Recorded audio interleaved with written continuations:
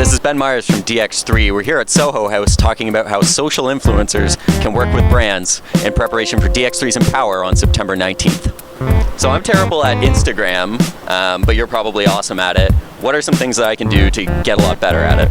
I would say you need to, whore yourself out a little bit, post some selfies, maybe you have a nice body you could flex. Natural lighting, I would say, use of hashtags to get found, because if you take beautiful photos and you get found, it really isn't, much use of your time. I think it has to be personal to you. I think a lot of people do a lot of the same photos that they see other Instagram influencers do, so I always try to do something a little more original, a little more personal. Always do a good hashtag Throwback Thursday. That will get you followers. So know your hashtags, and it's okay to whore yourself out. It really does bring out a creative side of everybody, because you can have your own style and maintain that style all throughout your Instagram feed. So I think everyone becomes sort of their own artist. Selfies are such a big part of Instagram and a big part of social media.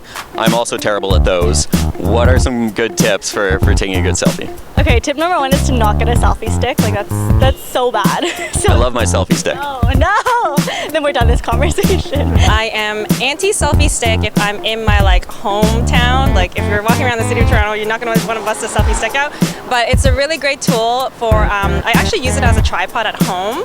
So I'll prop it up and I can take pictures of myself. That's a really good, useful tool. Totally anti-selfie stick. I find them dangerous. Imagine walking around like that with your selfie stick. All the time? There's no good time for a selfie stick? Maybe at home there's a good time for a selfie stick. If you're at home and you want to get a certain angle of your outfits and need a little higher, then maybe it makes sense. But out and about, I think it's embarrassing.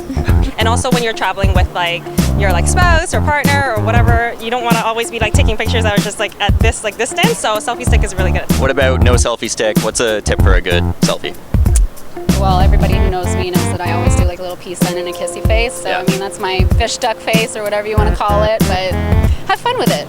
Don't take yourself too seriously. And what's the best part of having so many people follow you on YouTube or Instagram? I think getting the opinions of everyone else is always a good thing. Also a bad thing though, when you have too many opinions sometimes you're oh wow, people are really mean.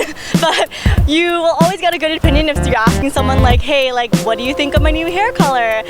People will always be honest. People on the internet are always honest. The best part is definitely making friends. So, whether that's between kind of the blogging community or other influencers, being able to build relationships online and then offline is really powerful. Lots of shares, lots of retweets, lots of people entering my contests when I talk about them on social media. I love the feedback that I get from such a big following. And then also just getting a bunch of advice from people. If you're going through a life issue or can't decide between what dress to wear for the occasion, you can always poll the crowd and get really good advice from your Instagram followers.